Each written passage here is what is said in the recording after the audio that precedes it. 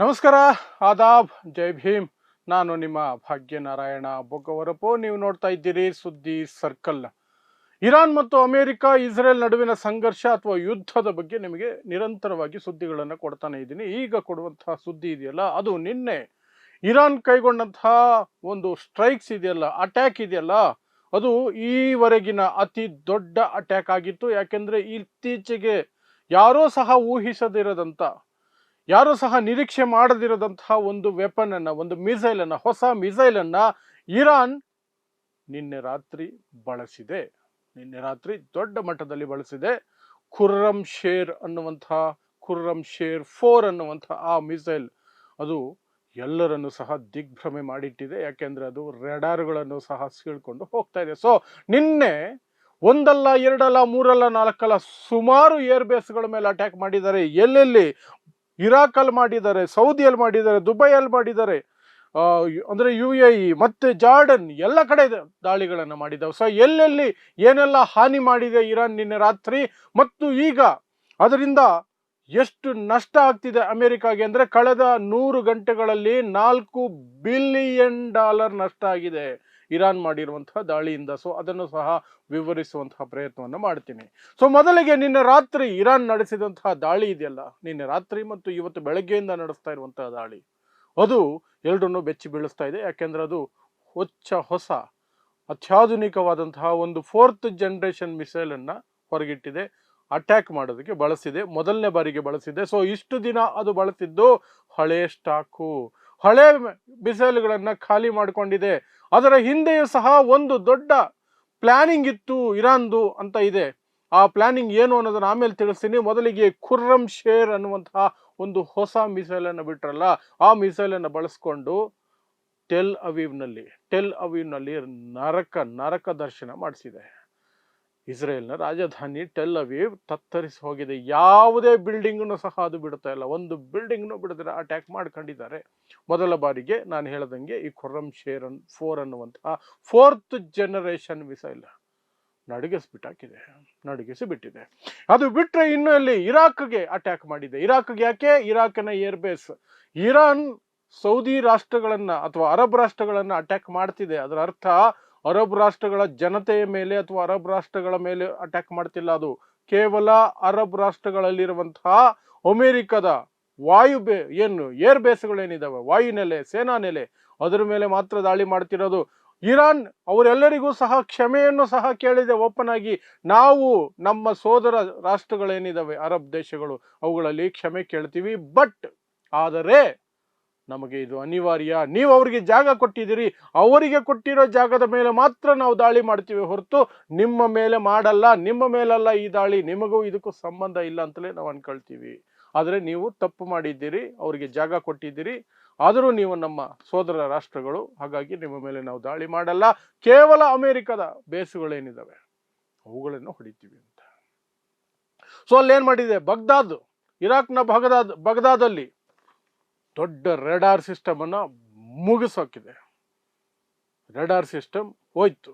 $1 billion ಖರ್ಚು ಬರುವಂತಹ ಒಂದು ರೆಡಾರ್ ಸಿಸ್ಟಮ್, ಅಮೆರಿಕದ ಅತಿ ದೊಡ್ಡ ರೆಡಾರ್ ಸಿಸ್ಟಮ್ಗಳಲ್ಲಿ ಒಂದಾಗಿದ್ದಂಥದ್ದು. ಇಂಟರ್ನ್ಯಾಷನಲ್ ಏರ್ಪೋರ್ಟ್ ಹತ್ರನೇ ಇತ್ತು ಬಗ್ದಾದಲ್ಲಿ. ಹಾಗಾಗಿ ಏರ್ಪೋರ್ಟ್ ಅಲ್ಲೂ ಸಹ ಪ್ಯಾನಿಕ್ ಆಯಿತು. ಏರ್ಪೋರ್ಟಿನ ಆಪರೇಷನ್ಸ್ ಅನ್ನು ನಿಲ್ಲಿಸ್ಕೊಂಡ್ರು. ಈ ಮಿಸೈಲ್ಗಳು ಹೋಗಿ ಅದರ ಮೇಲೆ ಬಿದ್ದು ಅದನ್ನು ಧ್ವಂಸ ಮಾಡಿ ಬಿಸಾಕ್ತು. ಇರಾಕ್ನ ಬಗ್ದಾದಲ್ಲಿರುವಂತಹ ಅಮೆರಿಕದ ರೆಡಾರ್ ಸಿಸ್ಟಮ್ ಅನ್ನು ನಾಶ ಮಾಡಿದೆ. ಇದು ಎರಡನೇದಿದು. ಈ ಹಿಂದೆಯೂ ಸಹ ಅದು ಬಹರೇನಲ್ಲಿದ್ದಂತಹ ಅತಿ ದೊಡ್ಡ ರೆಡಾರ್ ಸಿಸ್ಟಮ್ ಅನ್ನು ನಾಶ ಮಾಡಿ ಬಿಸಾಕಿದೆ. ಇದು ಎರಡನೇದು. ಮೂರನೇದು ಆಗಿದೆ, ಅದನ್ನು ತಿಳಿಸ್ತೀನಿ ರೀ.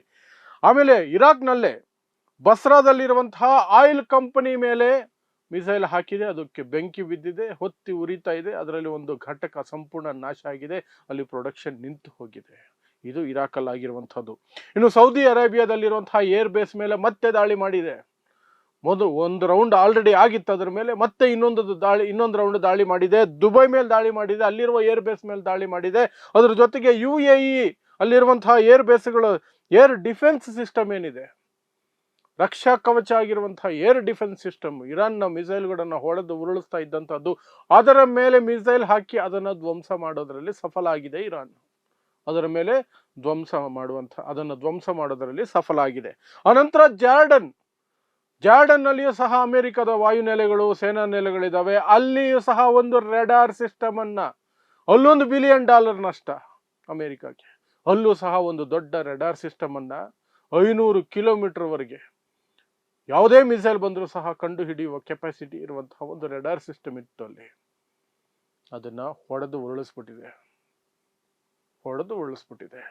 ಇನ್ನು ಈ ರೀತಿಯಾಗಿ ಎಲ್ಲ ಕಡೆಯೂ ಸಹ ನಿನ್ನೆ ರಾತ್ರಿ ಮತ್ತು ಇವತ್ತು ಬೆಳಗ್ಗೆಯಿಂದ ದಾಳಿಗಳು. ಇವತ್ತು ಬೆಳಗ್ಗೆ ದುಬೈಯಲ್ಲಿರುವಂತಹ ಏರ್ಪೋರ್ಟ್ ಬಳಿ ಇರುವಂತಹ ಕೆಲವು ಸೇನಾ ನೆಲೆಗಳ ಮೇಲೆ, ಅಮೆರಿಕದ ಸೇನಾ ನೆಲೆಗಳ ಮೇಲೆ ದಾಳಿ ಮಾಡ್ತಾ ಇರೋದು ಎಲ್ಲ ಟಿವಿಯಲ್ಲೂ ತೋರಿಸ್ತಾ ಇದ್ದಾರೆ. ದುಬೈ ಅತ್ಯಂತ ಸುರಕ್ಷಿತ ನಗರ ಅಂತ ಹೇಳ್ಕೊಡ್ತಾ ಇದ್ದಂತಹ ದುಬೈ ಇವತ್ತು ಏನಾಗುತ್ತೆ ಅನ್ನುವಂಥ ಭಯದಲ್ಲಿದೆ. ಕಾರಣ ಯಾಕೆ? ಅಮೆರಿಕದ ಗುಲಾಮಗಿರಿ.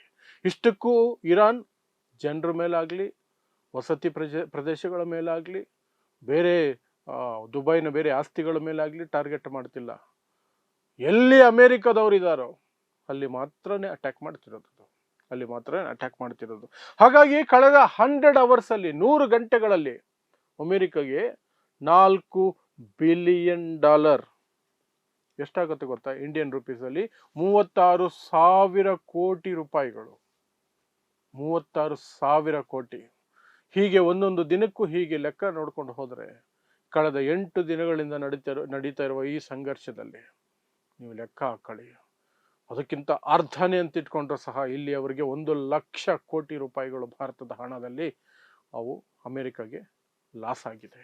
ಅದು ಲಾಸ್ ಆದರೆ ಪರವಾಗಿಲ್ಲ, ಬಟ್ ಆಂಟಿ ಮಿಸೈಲ್ ಸಿಸ್ಟಮ್ಗೆ ಬೇಕಿರುವಂತಹ ವೆಪನ್ಸ್ ಇದಾವಲ್ಲ, ಮಿಸೈಲ್ಗಳಿದಾವಲ್ಲ, ಅವು ಖಾಲಿ ಆಗ್ತಾ ಹೋಗ್ತಿದ್ದಾವೆ. ಯಾವ ಮಟ್ಟಕ್ಕೆ ಅಂದ್ರೆ ನಂಬಲ್ಲ ನೀವು, ಝೆಲೆನ್ಸ್ಕಿನ ಬೇಡ್ಕೊಳ್ತಿದ್ದಾರೆ ಅಮೆರಿಕದವರು, ನಮಗೆ ಒಂದಷ್ಟು ಡ್ರೋನ್ಗಳನ್ನು ಉರುಳಿಸೋದಕ್ಕೆ ಮಿಸೈಲ್ ಕೊಡಿ, ನಮಗೆ ಖಾಲಿ ಆಗ್ತಾ ಇದೆ ಅಲ್ಲಿ ಅಂತ. ಆ ಮಟ್ಟಕ್ಕೆ ಇರಾನ್ ನಿರಂತರವಾಗಿ ಡ್ರೋನ್ಗಳನ್ನು ಬಿಡ್ತಾ ಇದೆ. ಡ್ರೋನ್ ಅದಕ್ಕೆ ಬರೀ $20,000 $35,000 ಖರ್ಚು ಬರುತ್ತಂತೆ ಒಂದು ಡ್ರೋನ್ ಮಾಡೋದಕ್ಕೆ ಇರಾನ್ಗೆ.